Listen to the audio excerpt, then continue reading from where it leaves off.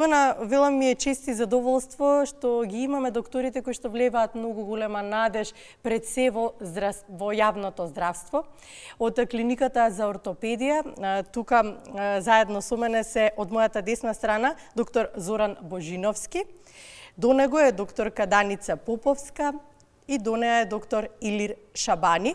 Ова се докторите кои што во изминатите 2 дена извршија 2 трансплантации на коска од починат дарател. Едната е кај 13 годишник, другата трансплантација е кај 19 годишник, со кој што се направи корекција и на деформитет на стапало.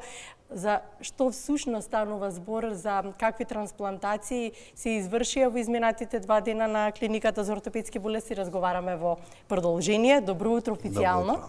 Добро утро.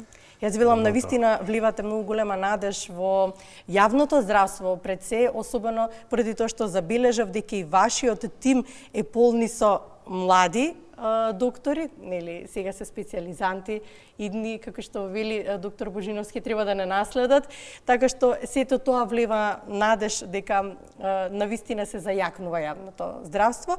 За каков оперативен зафат стануваше збор, може со вас, доктор Шабани, да почнеме? Првата операција што ја направивте кај 13 годишникот. Вака, прво добро утро на сите граѓани на Република Македонија кои имаат можност да не следат. Темата од висок интерес за тоа што во последниве години трансплантација стана зема-зама во целиот свет, зема-зама и во нашата држава, нашата татковина.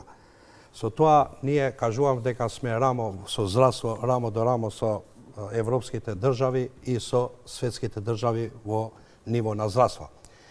Ортопедската клиника као клиника фактички со трансплантација се занимал уште од поодамно, значи тоа е, значи од 1984 година нашите предци, професори и другите пред мене што беа создадале коскена банка, што мора тоа да се истакнува зашто е од голема важност за здравството, па и за пациентите, и за граѓаните. А ние сме граѓани и фактички сме потенцијални пациенти во иднина. Веќе 1986 е направени трансплантации, ама овдека кај во конкретниот случај и конкретното прашање ваше, значењето е трансплантација направена од кадавер. Тоа значи од починат донор. Донор е тој што дава орган, значи за да се врши една трансплантација на орган, као сите други органи, и коската произлегува дека е орган. Тука веќе тој што дава е дарител, тој што прима е примател. Стануваше за едно 13 годишно девојче, значи кој што од раѓање, фактички конгенитално, имаше деформитет на двете стопала. Тој деформитет, со еден збор, имаше неразвиени прсти, тоа е четвртиот прст на стопало, и на едното лево и на другото стопало десно. Со тој деформитет животото беше, девојчето беше ограничено, имаше болка, како што растеше, не можеше да го помине, значи да биде, да помине, да има квалитетен живот, со еден збор, и да биде као сите други врсници, значи иста. И тоа она направени сите испитувања, направени сите екзаминации и на крај дојдовме дека да, тоа може да се решава, деформитетот на стопалото и тоа со издолжување на прстите за да има статика, адаптилност при одење и да се елиминира тој симптом на болка. Што е најбитно, што тој симптом на болка тераше девојчето да бара помош од лекарите. Ние направивме као екипа, направивме трансплантот и мислам, девојчето е во добра состојба, општа здравствена состојба му е добра. Тоа стануваше за деформитет конгенитален, како што кажав. Земавме трансплант од кадавер и тој трансплант, значи тој дел од коската, ставивме на двете стопала за да бидат издолжени. Да, ги имаме тие слики, ги гледавме. Докторка Даница беше со вас во тимот. Да, колку време траеше оперативниот зафат? Како во суштина јас го следевте целиот пациентот да биде се да испадне како што треба? Имавте голем тим со вас. Може и дели да ги споменете? Тимот за операција е генерално вообичаен за сите ортопедски операции, не само за трансплантацијата. Значи, покрај хирургот мора да има асистенти, од кои некој е поискусен, значи да може да помогне со увид и со знаење. Вообичаено имаме и помлади колеги, тоа се специјализантите кои што и имаат знаење и треба да научат нешто од тие зафати. Кои што се жилни за учење, жилни за знаење. Анестезиолог кој што нормално ја води анестезијата на пациентот. Имаме медицински персонал, значи медицински сестри, инструментарки, анестетичари, радиолошки технолози кои што помагаат во рентгенските слики кои што ги прикажавте. Така да тимот за секоја операција е голем. Како траеше операцијата? Колку време? Операцијата траеше околу 3 часа со оглед на тоа што реално се работеше за две одделни операции на двете стапала на пациентот. Тоа оптимално време за таков тип на операција? Да, времето е оптимално, вообичаено можеби кога би се спровеле многу поголем број вакви процедури, малку и може да се скрати, меѓутоа генерално времето беше оптимално, операцијата помина без значајни компликации кои што би го продолжиле времето или би барале некои непланирани интервенции. Уште една операција кај 19 годишник, тимот го предводи доктор Божиновски. Станува збор за корекција на деформитет на стапало како резултат на церебрална парализа. За ваков тип на деформитет за прв пат со ваква трансплантација се решава, како претходно се решавале овие деформитети? Да, добар ден до гледачите на Македонската радио и телевизија. Овие деформитети не се случуваат само кај деца кои што имаат церебрална парализа, тие се случуваат и многу се чести кај деца кои што имаат нормален раст и развој.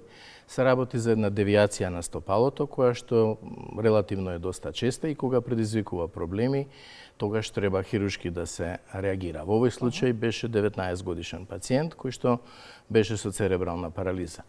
Во однос на прашањето, предходно како се изведувале тие зафати се изведуваа со користење на аутографт, значи се земаше парче коска од надворешната коска од подколеницата и тоа парче се имплантира внатре во стопалото. Што е предноста сега со оваа трансплантација, кога се работи за кадавер, кога се зема парче коска од донор, предноста е во тоа што тој дел од операцијата каде што се зема дел од надворешната коска на подколеницата, тој дел не се изведува, што значи дека оперативниот зафат се скратува многу, заради тоа што не земаме парче коска од самиот пациент и воедно дефектот кој што не се прави дефект кој што понатаму тој дефект останува кај пациентот, поготово ако е пациент кој што е повозрасен. Кај младите пациенти. Ова е 19 годишник. Ова е 19 годишник, така да тука ќе останеше дефект на надворешната страна на коската. Сакате да кажете квалитетот на живот значително се подобри? Со самиот трансплантат што се добива? Значи, првин се скратува времето на операцијата, нема дефект кај самиот пациент на коската од кај што го земаме парчето. И воедно самото парче кое што се зема е поквалитетно, така да се добива добра корекција на деформитетот и она што морам да го потенцирам, тоа е кај коскените трансплантации немаме имуногени реакции. Низ целиот овој период на трансплантација на коска, кај коскените трансплантации нема имуногени реакции, така да нема потреба од давање на имуносупресиви, како што е тоа кај трансплантација на бубрек или на црниот дроб или на белите дробови. И многу ретко него немаме воопшто отфрлање на трансплантатот. Тоа е битна работа која што треба да ја потенцираме кај коскената трансплантација. Добро, спомена доктор Шабани дека е многу подигнат степенот на трансплантација, подигната е свесноста. Ајде да објасниме убаво. Имаме банка на органи, така. Тие колкав временски период може како материјал да се искористат? Да. Па како што кажав, Преска, фактички, самата ортопедска клиника банката, односно фрижидерите, тоа ние ја викаме коскена банка, постои од поодамно, само тогаш постоеше од сите глави што ги вадовме ние при имплантирање на тотални протези на колкови, ги складиравме, ги чувавме и тие коски фактички, тој материјал го потребувавме на сите дефекти. Сега точно со новиот закон што владее во Република Македонија и што парано владее и во другите држави во светот и во Европа, значи трансплантацијата зема зама и еден од актите највисок акт, хуман акт во целиот свет и кај нас. Со тоа, значи, ние спасуваме животи, ние спасуваме со трансплантација, спасуваме не само животи, туку и правиме квалитетен живот. Конкретно зборуваме за локомоторниот систем, за скелетот, како што е темата. Значи, од инвалидитет, значи, го враќаме пациентот да биде во нормален живот, за да ги обавува сите секојдневните, точно, секојдневните активности. Со еден збор, фактички, ако кривил пациентот и се жалил на болка, со таа интервенција, фактички, деформитетот, а трансплантација, како што кажа професорот, може да се изврши не само за деформитети, може и во други празнини, може и во кај туморите на локомоторниот систем. Тоа е кај скелетот што се зафатени. Дали се долги коски фатени или кратки коски или секој вид, фактички со тоа ние го подобруваме, се подобрува квалитетот на животот и сите пациенти се враќаат во нормалниот живот као сите други нормални што се складирањето, како што беше прашањето фактички, секој материјал, значи треба да се складира фактички во коскената банка, тоа се фрижидери, да се чува во температура од -40 до -80 степени. А колку години може така да се чува? Фактички до 3 месеци. Не се ни години, месеци? 3 месеци, нормално, не. Тоа може и до 3 месеци фактички кај нас, зашто ги имаме пациенти веќе што чекат. До 3 месеци чување во тие... Но сепак тие материјали се потрошен материјал, значи веќе кога има пациенти, потребно е се разбира да се развие и колку досега е развиено тој степен на најголем степен на човеколюбие, тоа е да... Точно, да даруваш нешто и да спасуваш нешто. Да. Како одлучувате, доктор Даница, дека тој пациент е подготвен за трансплантација? Кој пациент да ја добие трансплантацијата ако долга листата на чекање? Кај нас генерално нема долга листа на чекање за трансплантација, затоа што, како што кажа професорот, ние не мораме да имаме донор кој што одговара на пациентот, бидејќи нема имуногенни реакции. Прашањето е дали само го имаме морфолошки соодветниот трансплантат, значи делот од коска или тетива или раскавица кој што ни треба.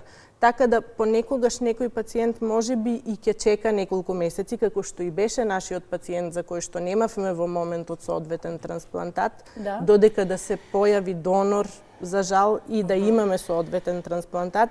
Меѓутоа, некој пациент може и веднаш да добие трансплантат, доколку го имаме соодветниот трансплантат. Така да се уште немаме некоја долга листа на чекање конкретно за самата трансплантација. Туку зависи од типот, сложеноста на процедурата и трансплантатите кои што во моментот ги имаме во банката. Колку, доктор Божиновски, оваа банка на органи може да помогне во квалитетот на живот и во подобрување на условите, нели, квалитетот на живот на пациентите? Ве прашувам во контекст на тоа колку е потребно да се надополнува со материјали? Според секојдневната работа, според тоа со што се соочувате секојдневно и колку ви се отвараат можностите со кои што ги следите, да речеме, и светските трендови, колку напредува ортопедијата, колку ви се отвараат можностите тука кај нас со ваквиот начин на трансплантација? Секако дека со добивањето на делови на коска од кадавер и со органодарителството кое што се развива сега во Македонија, се многу поедноставуваат процедурите каде што порано тој дел од коска или тој материјал кој што ние сме го земале од самиот пациент. и како што кажав, дефектите кои што настануваат се многу нема дефекти. И на тој начин се овозможува прво да се скрати самиот оперативен зафат од една страна, а од друга страна пак понатаму самата рехабилитација на пациентот е многу подобра, заради тоа што место да се направат два оперативни зафати, се прави само еден оперативен зафат, каде што се трансплантира тој дел од коската. Што значи дека се трошковите на оперативниот зафат се намалуваат, време траењето на оперативниот зафат се намалува, целокупниот ангажман околу пациентот е помал и секако дека трансплантацијата на коска и органодарителството треба да се развива во Македонија, за да фактички до секој поединец... Кои се очекувањата? Па дека тоа ќе стане рутина и дека нема да имаме никакви проблеми понатаму во иднина да чекаме за некој дел од коска или пак за некој дел од коска кој што го немаме во моментот, па да можеме да го имплантираме, дека тоа ќе стане рутина и дека ќе можеме да ги правиме оперативните зафати без никаков застој, да ги правиме како редовна процедура. Ке се надополните дека кои ви се очекувањата дека би влегле во една рутина и една веќе воспоставена процедура? Дефинитивно треба да се зголеми интензитетот на дарителство, во смисол дека имаме можности за коскените графтови, да имаме и починати донори кои што не се соодветни, например, за трансплантација на срце или на бубрези. Меѓутоа, можеме ние да земеме коскени графтови. Тоа до сега не се практикуваше, меѓутоа во перспектива би можело да се воведе, особено со тоа што ќе се зголемува и бројот на операции кои што ќе се воведуваат, каде што ќе можеме да ги искористуваме тие графтови и да помогнеме на поголем број на луѓе. Така да, рутината е до негде воспоставена, меѓутоа постои можност за поголемо интензивирање на тој процес. Ќе ве прашам отворено, како сме во поглед на светски трендови во ортопедијата, следите сигурно што се случува? Како сме? Моментално ние Мене вака како ми делува, тоа што слушам не заостануваме, но вие повеќе знаете. Со светот и со европските држави за здравство, тоа е ортопедија, ние слободно може да се каже дека чекориме рамо до рамо со нив. Чекориме рамо до рамо со тоа што сите иновитети и нови методи што се спроведуваат во светските држави или европските или околните држави, тие новитети веќе ги имаме и кај нас. Треба, значи, темата е за трансплантот од кадавер, зашто трансплантот имаш и од жив донор, но тука зборуваме за кадавер, зашто количините се поголеми на органите, како што кажав, тоа е и на коските, на скелетот, зашто и самата коска е орган. Со тоа треба да прво една порака, значи треба да се подигне свеста кај граѓаните, зашто треба да се појде од тоа дарување на еден орган или дел од телото, фактички, тоа е коска, спасува еден живот. Кој дарува орган, спасува еден живот. Ова, мислам дека треба да се воведе, затоа кажа у почеток, благодарност до медиумите, благодарност до вашиот медиум, Македонска телевизија, и кај сите треба да се подигне свеста, зашто тоа е најголем хуман акт во човечанството и во граѓанството. Самиот трансплант, ние што го изведовме, може да е мал чекор за нас као колеги, ама е голем чекор за човечанството, за граѓаните. Затоа што два позитивни примери веројатно ќе повлечат точно и други, и веќе почнуваме и работиме и понатамо кон сите деформитети, и кон сите недостатоци, и кон сите болести што ги засегат граѓаните, а наша примана цел е да му пружаме помош на граѓаните, затоа што ние имаме Хипократова заклетва и кон тоа чекориме и ќе чекориме. Доктор Данице, имате ли поддршка од екипата? Да, имам безрезервна поддршка и од раководителот на ортопедија и од сите колеги кои што имаат некој начин да придонесат било со совет, било со претходни искуства во спроведување на било која нова интервенција која што би сакале да ја направиме за да помогнеме на некој пациент. Така да ентузијазам постои. Што е најважно? Кај нас во здравството генерално сите кои што се влезени во таа работа настапуваат најпрво со ентузијазам и со желба да им помогнат на пациентите.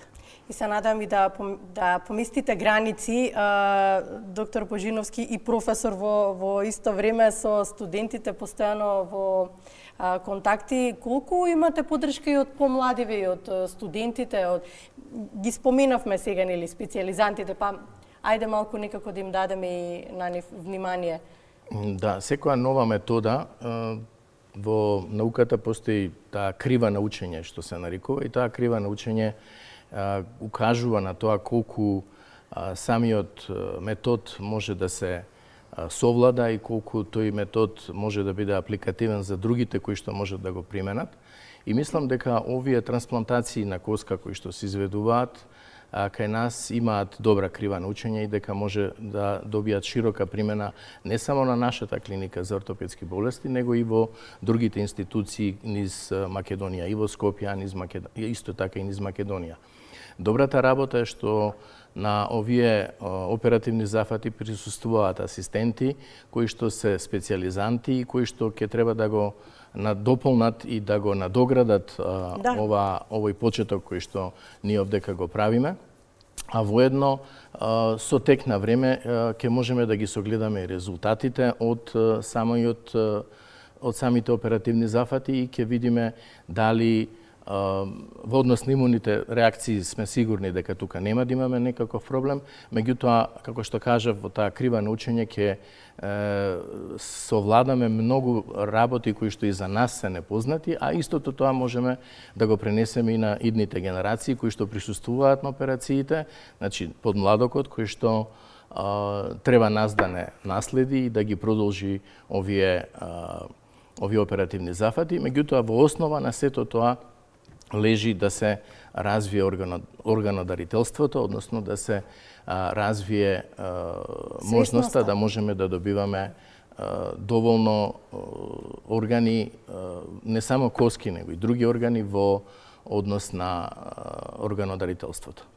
Останува само да ви посакам со лесно работа.